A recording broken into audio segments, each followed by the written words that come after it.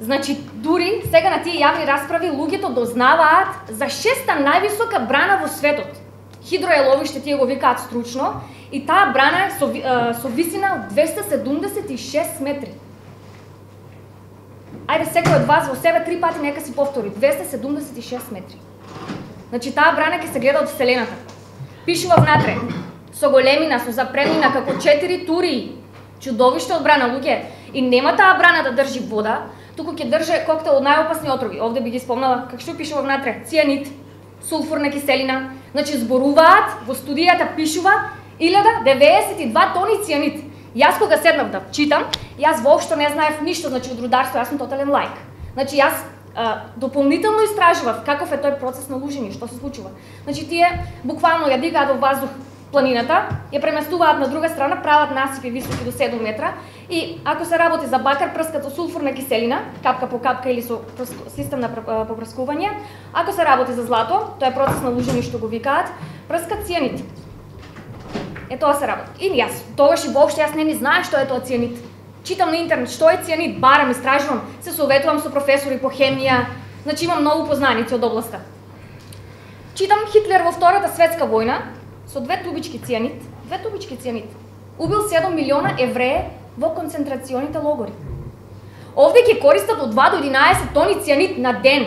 Рудникот ќе работи 24 часа, 23 години. Годишно 1092 тони цианид. Сулфурна киселина 3 пати повеќе. Цел спектрум на отрови. Тие се само двата, ете, што можеби би се така познати. Тешки отрови. Значи, зборуваат во студијата дека ќе користат експлозив, не било каков експлозив, амфоексплозив, двокомпонентен, 6 пати појак од експлозивот кој што го користија за изградбата на брана акумулација Ловица. Па не знам во Новосело како. Амфоексплозив, двокомпонентен експлозив. Зборуваат за бројка од 53 тони неделно. Амфоексплозив. Моја бранша за експлозиви, мислам дека грешиш, ама окей. Добро, слободно ме дополнете ми, јас само само да спомнам, тоа го читав внатре. Ајде, индустријски експлозиви, Добро. се ставаш. Војн. Значи, рудникот ќе биде страшен. Само да ви спомнам дека никој од нив во овие години, 10 години колку се тука, значи не спомна дека животниот век на луѓето кои што живеат покрај такви загадувачи, не за џабе ја викаат Г1, тешка загадувачка индустрија, не надминуваат возраст од 35 до 40 години. Значи овие се факти од глобалната здравствена организација.